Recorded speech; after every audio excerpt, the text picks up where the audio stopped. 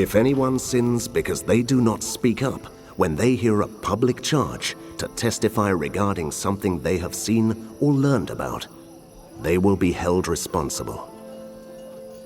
If anyone becomes aware that they are guilty, if they unwittingly touch anything ceremonially unclean, whether the carcass of an unclean animal, wild or domestic, or of any unclean creature that moves along the ground, and they are unaware that they have become unclean, but then they come to realize their guilt, or if they touch human uncleanness, anything that would make them unclean, even though they are unaware of it, but then they learn of it and realize their guilt, or if anyone thoughtlessly takes an oath to do anything, whether good or evil, in any matter one might carelessly swear about, even though they are unaware of it, but then they learn of it and realize their guilt.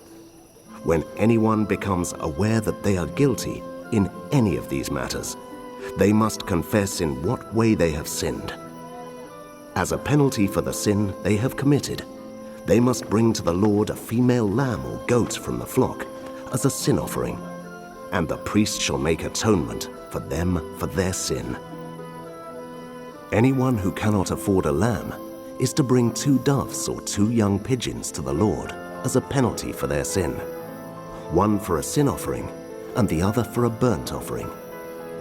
They are to bring them to the priest, who shall first offer the one for the sin offering.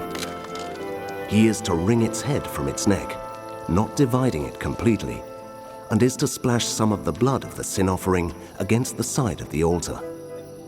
The rest of the blood must be drained out at the base of the altar. It is a sin offering. The priest shall then offer the other as a burnt offering in the prescribed way, and make atonement for them for the sin they have committed, and they will be forgiven. If, however, they cannot afford 2 doves or 2 young pigeons, they are to bring as an offering for their sin 1/10 of an ephah of the finest flour for a sin offering. They must not put olive oil or incense on it, because it is a sin offering. They are to bring it to the priest, who shall take a handful of it as a memorial portion and burn it on the altar on top of the food offerings presented to the Lord. It is a sin offering. In this way, the priest will make atonement for them for any of these sins they have committed, and they will be forgiven. The rest of the offering will belong to the priest, as in the case of the grain offering.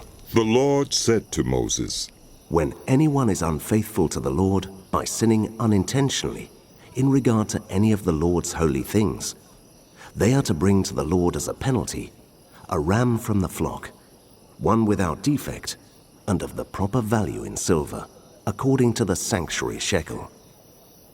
It is a guilt offering. They must make restitution for what they have failed to do in regard to the holy things, pay an additional penalty of 1/5 of its value, and give it all to the priest. The priest will make atonement for them with the ram as a guilt offering, and they will be forgiven. If anyone sins and does what is forbidden in any of the Lord's commands, even though they do not know it, they are guilty and will be held responsible. They are to bring to the priest as a guilt offering a ram from the flock, one without defect and of the proper value. In this way, the priest will make atonement for them for the wrong they have committed unintentionally, and they will be forgiven. It is a guilt offering. They have been guilty of wrongdoing against the Lord.